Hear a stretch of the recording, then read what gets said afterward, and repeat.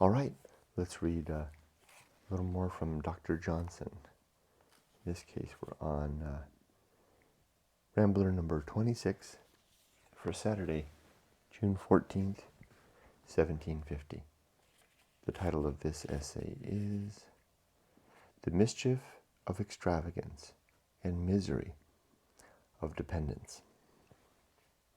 A long bit of Latin here, which I'll skip, and then a quote. Each mighty lord, big with a pompous name, and each high house of fortune and of fame, with caution fly, contract thy ample sails, and near the shore improve the gentle gales. By Ephesians. What does that mean? Each mighty lord, so the mighty lords with a big name, they have a high house and a fortune and fame, the best of life, I guess, right? And with caution they fly, they run. Contract, so bring in thy ample sails, so bring in the sails, and near the shore improve the gentle gales. So it's like they're flying away, they've got everything, the fame, the name, the money, everything, and they run away. And I guess as they're approaching some shore, they contract the sails, and near the shore improve the gentle gales. Escaping to maybe wealthy people escaping somehow. Let's read. Mr. Rambler. It is usual for men engaged in the same pursuits to be inquisitive after the conduct and fortune of each other, and therefore I suppose it will not be unpleasing to you to read an account of the various changes which have happened in part of a life devoted to literature. My narrative will not exhibit any great variety of events or extraordinary revolutions, but may perhaps be not less useful, because I shall relate nothing which is not likely to happen in 1,000 others. I was born heir to a very small fortune, and left by my father, whom I cannot remember, to the care of an uncle.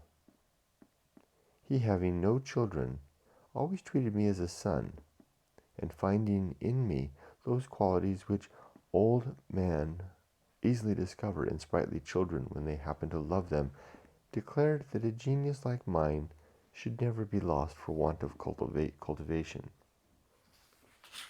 He therefore placed me for the usual time at a great school, and then sent me to the university, with a larger allowance than my own patrimony would have afforded, that I might not keep mean company, but learn to become my dignity when I should be made Lord Chancellor, which he often lamented, that the increase of his infirmities was very likely to preclude him from ever seeing.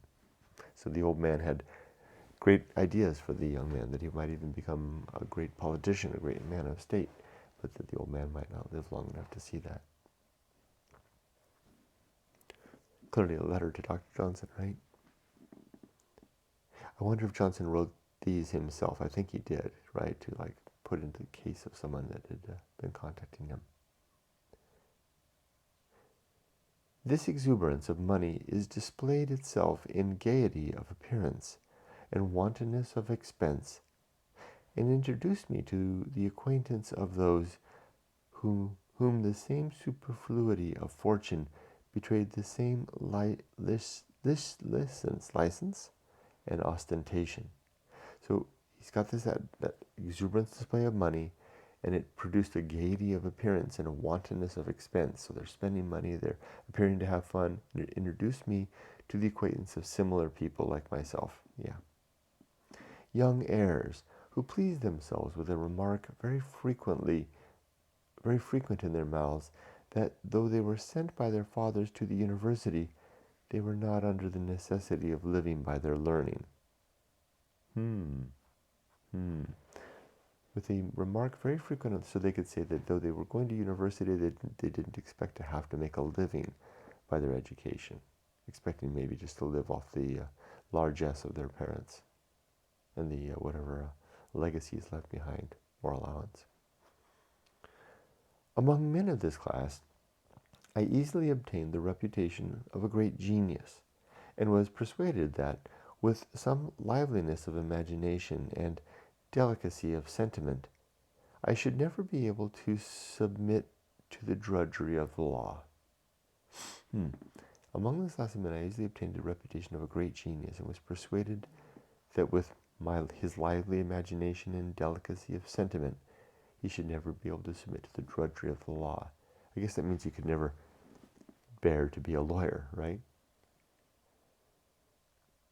I therefore gave myself wholly to the more airy and elegant parts of learning, and was often so much elated with my superiority to the youths with whom I conversed, that I began to listen with great attention to those that recommended to me a wider and more conspicuous theatre, and was particularly touched with an observation made by one of my friends, that it was not by lingering in the university that Prior, someone named Prior, became ambassador, or Addison, Secretary of State.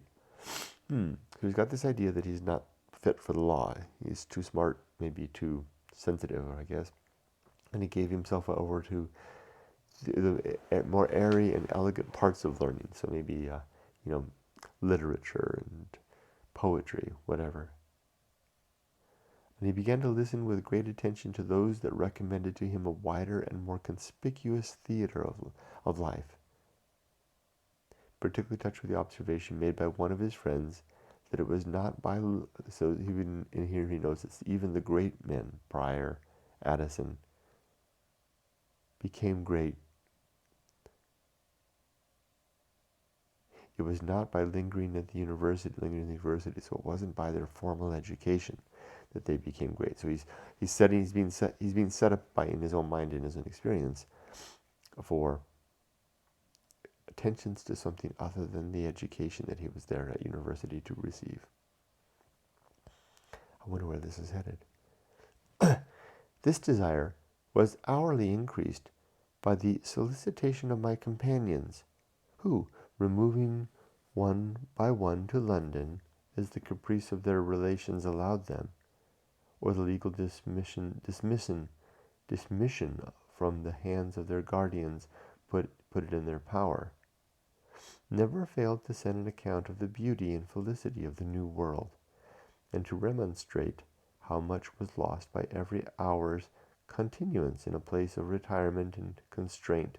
How interesting. So his friends at school are going off to London for various reasons, completing their education, being given some liberty by their family, and writing back to him how wonderful London is and how he's wasting his time there in the university of retirement and constraint. I remember feeling that way in my late in my junior and in my senior year of college, feeling that sense of retirement and constraint, wanting to get out into the real world, so to speak. My uncle, in the meantime, frequently harassed me with monetary letters, which I sometimes neglected to open for a week after I received them, and generally read in a tavern, with such comments as might show how much I was superior to instruction or advice. I could not but wonder how a man confined to the country and unacquainted with the present system of things could imagine himself qualified to instruct a rising genius, born to give laws to the age, refine its taste, and multiply its pleasure. Wow, so he's kind of fallen into a spell about his own worth and potential. So his uncle was sending him monetary letters. I wonder what a monetary, it sounds like money, right? So he says, sounds like this young man is being set up for a fall. The postman, however, still continued to bring me new remonstrances, for my uncle was very little depressed by the ridicule and reproach which he never heard. Wait a minute. The postman, however, still continued to bring me new remonstrances. I think that's like, letters of censure for my uncle, from his uncle, and of course. For my uncle was very little depressed by the ridicule and reproach which he never heard. So his uncle isn't, he is very little depressed by the ridicule and reproach, which he never heard. So the uncle never heard, but who is giving him the ridicule and reproach, though? Or where was it coming from? I don't know. But men of parts, men of, great broad learning, but men of parts have quick resentments. It was impossible to hear his usurpations forever, and I resolved once for all to make him an example to those who imagine themselves wise because they are old, and to teach young men who are too tame under representation in what manner gray-bearded insolence ought to be treated. Sounds like he's setting them up to give his uncle a talking to, huh? Doesn't sound like a good idea. I therefore one evening took my pen in hand, a young man, and after having animated myself with a catch, what does that mean? Liquor or something? Getting himself all liquored up to write a letter? Wrote a general answer to all his precepts with such vivacity of turn, and such elegance of irony, and such asperity of sarcasm, that I convulsed a large company with universal laughter. Oh my gosh. So he's writing this letter, I think, under the influence, egged on by his companions, to his uncle. Disturbed the neighborhood with vociferations of applause, and 5 days afterwards was answered that I must be content to live upon my own estate. So he did it. So he sent a letter to his uncle that caused him to basically be disinherited from his uncle. Wow. This contraction of my income gave me no disturbance, for a genius like mine was out of the reach of want. I had friends that would be proud to open their purses at my call, and prospects of such advancement as would soon reconcile my uncle, whom, upon mature deliberation, I resolved to receive into favor without insisting on any acknowledgment of his offense, when the splendor of my condition should induce me to wish for my countenance. So he's satisfying himself that he's going to not hold it against his uncle when he becomes such a great man that his uncle wants to be in his presence again. I therefore went up to London before I had shown the alteration of my condition by any abatement of my way of living. I therefore went up to London before I had shown the alteration of my condition by any abatement of my way of living, and was received by all my academical acquaintances with triumph and congratulation. I was immediately introduced among the wits and men of spirit, and in a short time had divested myself of all my scholarly gravity, and obtained the reputation of a pretty fellow. So he's up in London meeting all the people. I don't know if I quite understand that last bit. I was immediately introduced among the wits and men of spirits, that society, and in a short time had divested myself of all my scholar's gravity. So he had, spent or used what's the word? Supercilious. See, I see him with that supercilious air, and obtained the reputation of a pretty fellow.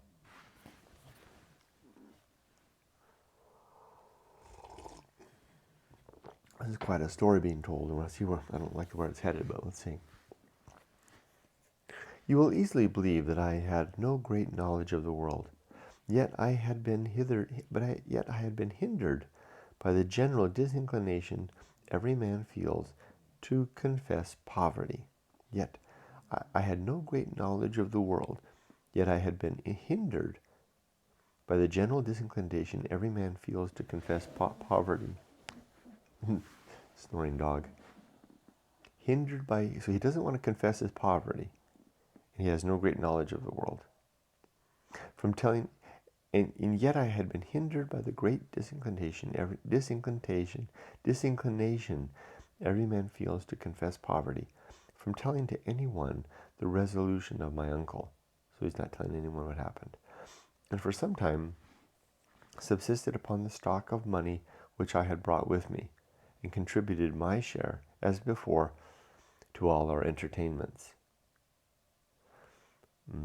So he's going out with the friends, etc., but contributing money, but it's running out. But my pocket was soon emptied, and I was obliged not to ask my friends for a small sum. This was a favor which we had often reciprocally received from one another. They supposed my wants only accidental, and therefore willingly supplied them.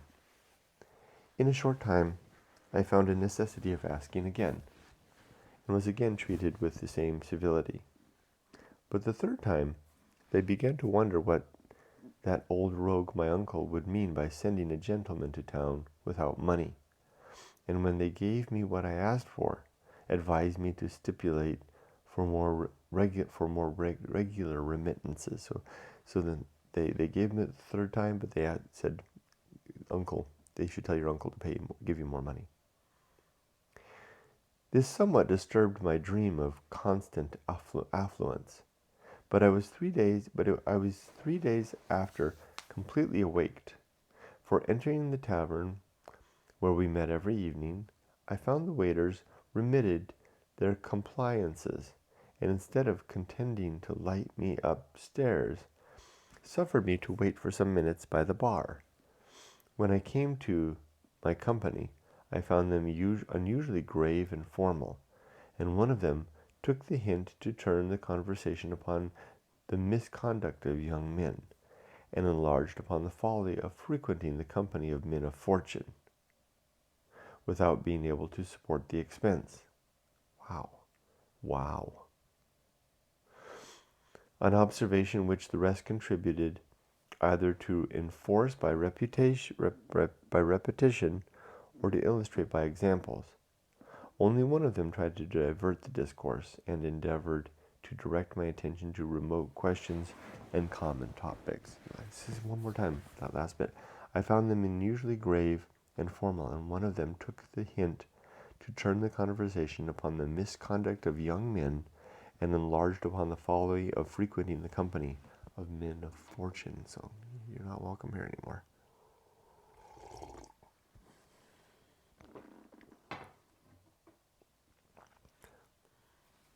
A man guilty of poverty easily believes himself suspected.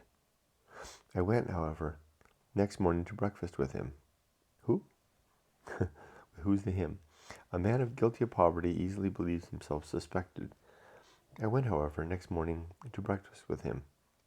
With him who appeared. So he's talking about it that way. I've got to read it right.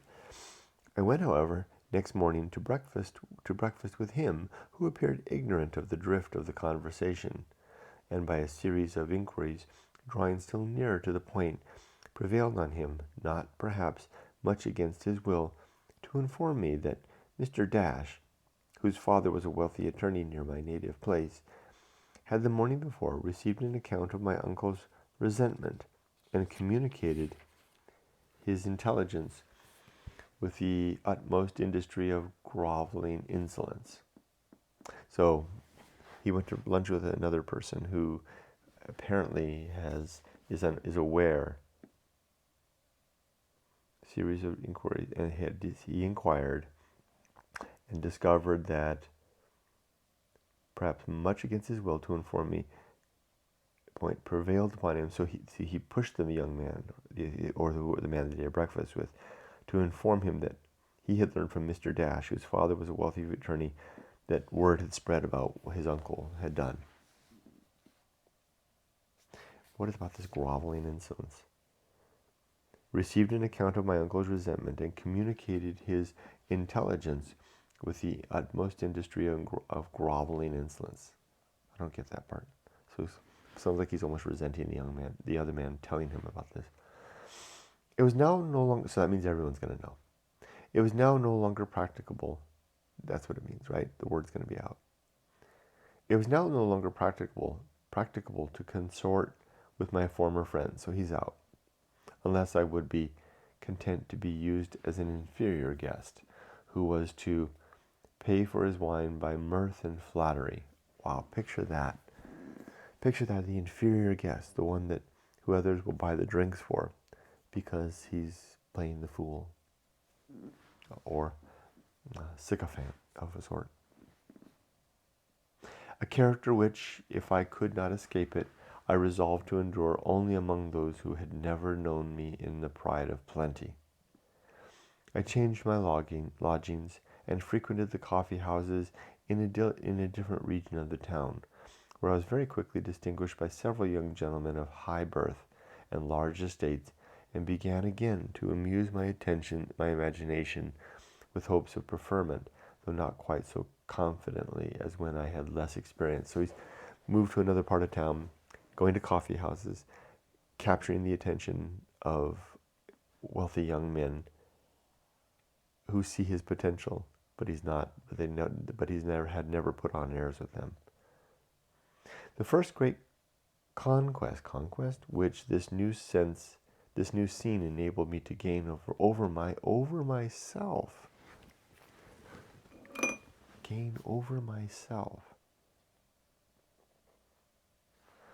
was when I submitted to confess to a party who invited me to an expensive diversion that my revenues were not equal to such golden pleasures. They would not suffer me, however, to stay behind, and with great reluctance I yielded to be treated. I took that opportunity of recommending myself to some office of employment, which they unanimously promised to procure me by their joint interest. So interesting. So I like the way that went, right? They were going to go off to a still better place. And he said, I can't afford to go there. And they said, well, come along, we'll treat you. And then he said, well, I really should get a job. We'll find you one. Interesting. Although it sounds like he hasn't quite suffered enough. Although what was his sin? Youth, folly. The folly of youth. How grave a sin is that? In many ways, it's a boon. It's the price of maturity, right? I had now entered into a state of dependence and had hopes or fears from almost every man I saw. If it be unhappy to have one patron, what is his misery who has many? If it be unhappy to have one patron. Interesting. Something to think about as I consider using Patreon. What is his misery who has many? That's worth an underline.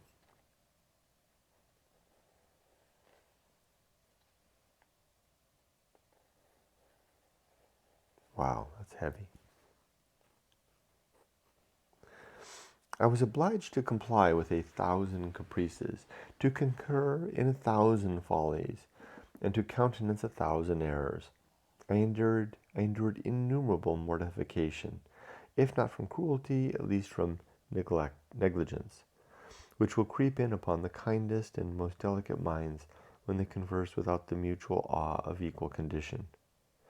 I found the spirit and vigor of liberty every moment sinking in me, and a servile fear of displeasing stealing by degrees upon all my behavior, till no word, no look, or action was my own. As the solicitude to please increased, the power of pleasing grew less, and I was always clouded with diffidence where it was most my interest and wish to shine. My patrons, considering me as belonging to the community, and therefore not the charge of any particular person, made no scruple of neglecting any opportunity of promoting me, which every one thought more properly the business of another. An account of my experiences, of my expectations and disappointments, and the succeeding vicissitudes of my life, I shall give you in my following letter, which will be, I hope, of use to show how ill he forms his schemes who expects happiness without freedom. That's the end. How ill he forms his schemes who expects happiness without freedom.